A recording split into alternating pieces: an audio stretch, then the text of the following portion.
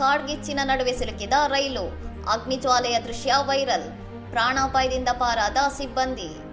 ಕೆನಡಾದ ಉತ್ತರ ಒಂಟಾರಿಯೋದ ಆರ್ಮ್ಸ್ಟ್ರಾಂಗ್ ಬಳಿ ಉಲ್ಬಣಗೊಂಡಿರುವ ಭೀಕರ ಕಾಡ್ಗಿಚ್ಚಿನಿಂದಾಗಿ ರೈಲೊಂದು ಬೆಂಕಿಯ ಜ್ವಾಲೆಗಳ ನಡುವೆ ಸಿಲುಕಿಕೊಂಡಿದೆ.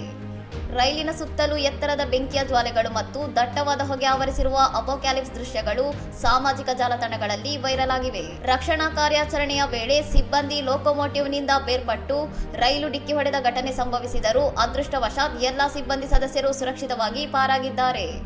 ವಾಯುವ್ಯ ಒಂಟಾರಿಯೋದಲ್ಲಿ 128ಕ್ಕೂ ಹೆಚ್ಚು ಸಕ್ರಿಯ ಕಾಡ್ಗಿಚ್ಚುಗಳಿದ್ದು ಪರಿಸ್ಥಿತಿ ಗಂಭೀರವಾಗಿರುವುದರಿಂದ ಹಲವಾರು ಸಮುದಾಯಗಳನ್ನು ಸ್ಥಳಾಂತರಿಸಲಾಗುತ್ತಿದೆ. ಒಂಟಾರಿಯೋ ಪ್ರಾಂತೀಯ ಪೊಲೀಸರು ಮುಂಜಾಗ್ರತಾ ಕ್ರಮವಾಗಿ ದಹನಕಾರಿ ವಸ್ತುಗಳನ್ನು ಸಾಗಿಸುತ್ತಿದ್ದ 3 ರೈಲುಗಳನ್ನು ನಿಲ್ಲಿಸಿ ಸ್ಥಳಾಂತರ ಮಾಡಿದ್ದಾರೆ. ಸಾರ್ವಜನಿಕರ ಸುರಕ್ಷತೆಗಾಗಿ ಪೀಡಿತ ರೈಲ್ವೆ ಕಾರಿಡಾರ್ನತ್ತ ತೆರಳದಂತೆ ಹಾಗೂ ತುರ್ತು ಸಿಬ್ಬಂದಿಯ ನಿರ್ದೇಶನಗಳನ್ನು ಕಟ್ಟುನಿಟ್ಟಾಗಿ ಪಾಲಿಸುವಂತೆ ಅಧಿಕಾರಿಗಳು ನಿವಾಸಿಗಳಿಗೆ ಮನವಿ ಮಾಡಿದ್ದಾರೆ. ಇನ್ನಷ್ಟು ಸುದ್ದಿಗಳಿಗಾಗಿ ನೋಡ್ತಾ ಇರಿ ಸೌರಂ ಟಿವಿ.